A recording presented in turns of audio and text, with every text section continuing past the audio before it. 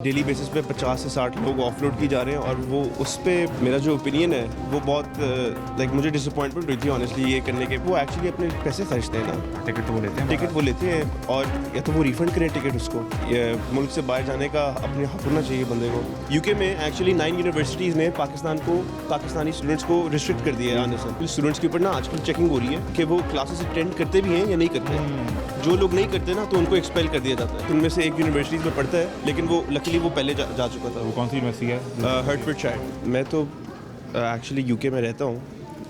तो आप पाकिस्तान बोर्न हैं या यूके बोर्न है? यूके नेशनल है आप? मैं यूके नेशनल हूँ। तो डुअल नेशनल हो गए ना? हाँ जी, डुअल नेशनल हूँ। तो कितना फ्रीक्वेंटली आप विजिट करते हैं पाकिस्तान को? मैं साल में 3-4 बार।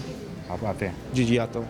और वहाँ यूके में जो पाकिस्तानी आता है, स्टूडेंट आता है या वर्क वीज़ा पे आता है, वो किसी ऐसी हरकत में आपको नज़र आते हैं कि जो वहाँ भीख मांग रहे हों, लोगों से पैसे मांग रहे हों या कुछ इलीगल कर रहे हों? मुझे आपकी मुस्कुराहट कुछ बता रही है। नहीं, मेरी मुस्कुराहट कुछ नहीं बता रही हूँ, बस मेरा पीछे दोस्त मेरा वीडियो बना रहे हैं। लेकिन असल में मैंने किसी पाकिस्तानी को देखा नहीं है कि कोई इलीगल एक्टिविटीज़ में इंडल्ज कर रहा हो। सादे ऊपर वो ड्राइवर्स होते हैं उसमें थोड़ी एक्सप्लोटेशन कर लेते हैं कि किसी और की आइडेंटिटी इस्तेमाल कर लेते हैं, वरना उसके अलावा इतना कोई बड़ा ऑफेंस उस पर प्रॉब्लम नहीं क्रिएट होता अगर आप फेक आइडेंटिटी किसी की यूज़ कर रहे हो? होता तो है, उनके लॉस के हिसाब से तो होता है। हमारे यहाँ पे ऑब्वियसली यहाँ पे इतना बड़ा इशू नहीं समझा जाता। तो चलता है ना। हाँ जी, लेकिन नाम तो रजिस्टर्ड हो तो ऊपर मैं चला रहा हूँ। जी ऐसे ही है, लेकिन वहाँ इशू होता है। हाँ जी, वहाँ पे काफ़ी सीरियस इशू है। वहाँ पे उन्होंने एक्चुअली क्रैकडाउन शुरू किया है। और मैं ये सिर्फ आ रहा जी जो फेक आइडेंटिटी पे काम कर रहे हैं किसी भी तरह का, हाँ जी, वो कोई राइडर ऐप से चला रहे हैं या कोई काम कर रहे हैं, उस पर क्रैकडाउन हो रहा है। जी हो रहा है। और फिर वो डिपोर्ट भी हो रहे हैं। डिपोर्ट भी हो रहे हैं, मतलब कि उनके कॉन्सिक्वेंसेस तो होते हैं। आपके करीब के सर्कल में कहीं आपने सुना हो, देखा हो कि नहीं, मेरे करीब के सर्कल से कोई, अल्लाह का शुक्र है, कोई डिपोर्ट नहीं हुआ।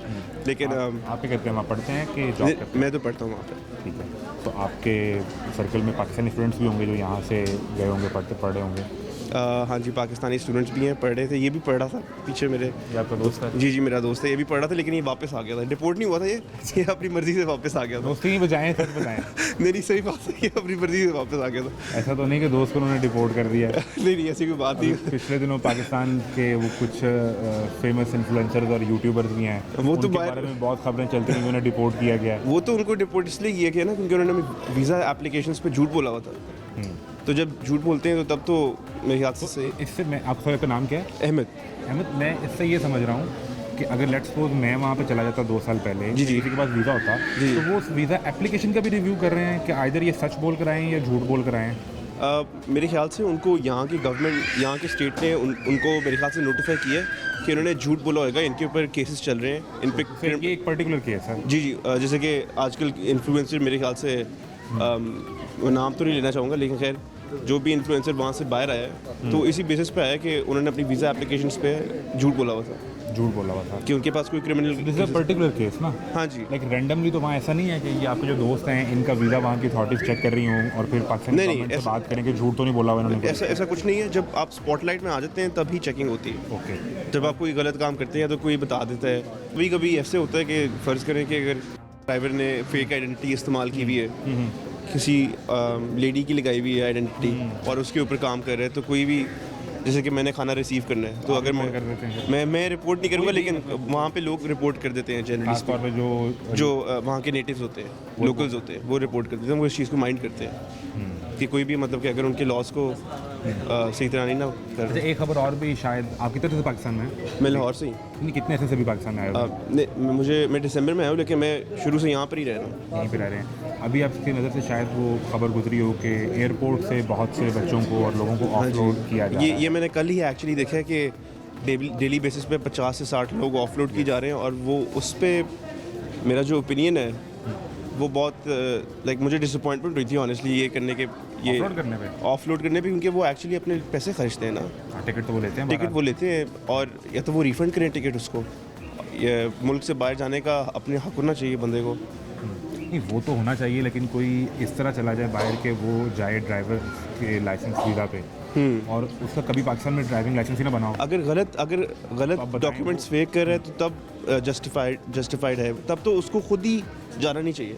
अब मैं जो मैं आपके सामने ये खबर शेयर कर रहा था उसमें DGFI ने बताया, मैं आपको पढ़ के सुनाता हूँ। वो ये कहते हैं कि एक इलीगल फुटबॉल क्लब ने एक टीम को जापान भेजा और एक ऐसी टीम जिसमें एक ऐसा शख्स है जिसकी एक टांग ही नहीं है और वो फुटबॉल टीम का हिस्सा है। फिर ये तो कैन यू गलत- इमेजिन दैट? ये मैं कभी भी इमेजिन नहीं कर सकता, ये कैसे हो गया? ये हुआ ना यहाँ पे, ये मतलब कि वो टीम जापान पहुँच गई, जी उनके एयरपोर्ट पे भी उतर गए वो, जब वहाँ स्क्रीनिंग हुई कि ये 10 12 15 लोग फुटबॉल जी। खेलने के लिए आए हैं। जी जी और अच्छा वो स्पेशल टीम नहीं थी, हाँ ना जी। कि डिसेबल्स की स्पेशल टीम होती है, हाँ जी, हाँ उनके जी। भी ओलंपिक्स होते हैं, टूर्नामेंट जी, होते हैं, वो नहीं, एक रूटीन रेगुलर टीम वो जापान पहुंचती है, फुटबॉल क्लब, और उसमें एक शख्स की टांगनी है। ये तो गलत है। मैंने आजकल सुना था कि आजकल पीआई के भी जो फ्लाइट अटेंडेंट्स होते हैं कनाडा जाके या Yes, वो भी स्लिप हो रहे हैं। जी जी वो भी चले जाते हैं। What do you feel that कि ये यहाँ से निकलने की इतनी डेस्परेशन क्यों है? यहाँ के निकलने की डेस्परेशन इसलिए ये है क्योंकि बाहर जाके लोगों को इक्वल अपॉर्चुनिटी मिलती है, इक्वल अपॉर्चुनिटी वो उनके नेटिव्स के मुकाबले में तो नहीं मिलेगी ना। उनके नेटिव्स के मुकाबले में नहीं मिलेगी, लेकिन लेकिन वो अपर हैंड पर होते हैं यहाँ, जो यहाँ के आप चलें, आप तो यूके नेशनल हैं, मैं यूके नेशनल नहीं हूँ, हाँ जी। तो मैं जाऊँगा तो मेरे लिए तो वहाँ पर वो फैसिलिटी नहीं है जो वहाँ के नेटिव के लिए या आपके लिए होगी। नहीं ऐसा कुछ नहीं है मेरे हिसाब से। मैं ये नहीं कह रहा कि वहाँ पे इक्वालिटी ना काफ़ी ज़्यादा है कंपेयर टू पाकिस्तान।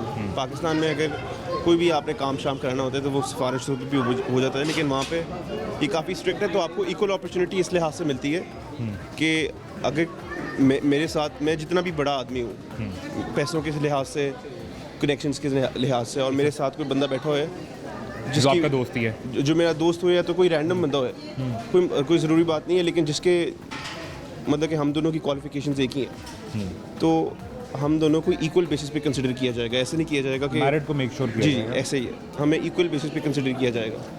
जनरली मैं आपसे जो आखिरी चीज़ पूछना चाह रहा हूँ जी, जी। कि यूके और फिर उसके अलावा यूरोप में या वेस्ट में जी जी पाकिस्तानियों के लिए आइदर वो स्टूडेंट वीज़ा पे जा रहे हों या जी, जी। वो वर्क वीज़ा पे जा रहे हों, उनके लिए हालात तो मुश्किल हो चुके हैं ना इस जी वक्त। बहुत Entry मुश्किल हो चुकी है, बहुत मुश्किल हो चुकी है।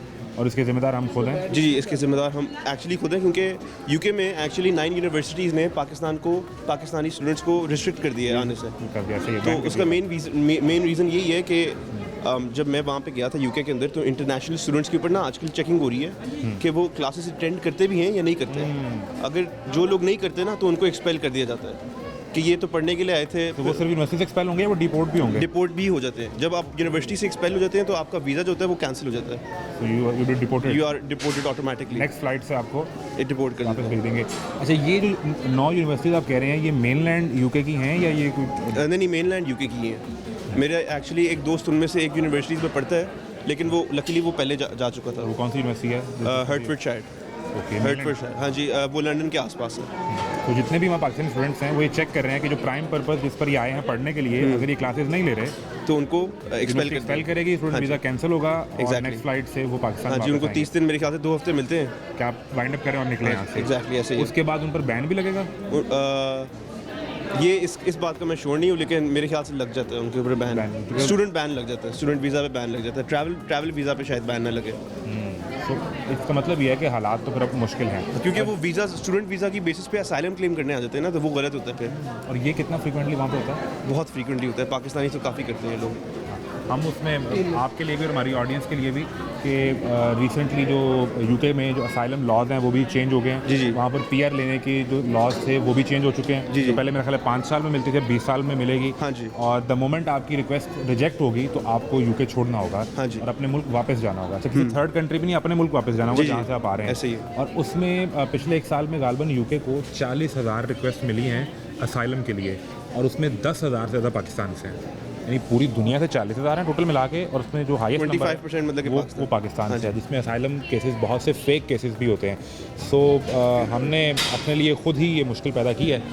अगर बेहतर अपॉर्चुनिटी के लिए आप सब जाना चाह रहे हैं तो जहां आप इलीगल काम करते हैं अपनी ज़ात के साथ तो आप जो कर रहे हैं ठीक है, लेकिन आप अपने बाकी कंट्रीमैन के लिए, अपने बाकी जो आपके मुल्क से लोग हैं अपने स्टेट के लिए उनके लिए मुश्किल पैदा करते हैं, और आपकी स्टेट की ओवरऑल दुनिया में रेपुटेशन है वो ऑन स्टेक आ जाती है। जी जी एग्जैक्टली ऐसे ही है। तो very kind of you Ahmad, thank you very much. Meet you. आपका नाम क्या था? Azam. Thank you very much, thank you. जो यूके नेशनल भी थे वो वहाँ की सूरत बता रहे थे। एक ब्रेक लें, ब्रेक के बाद मिलते हैं।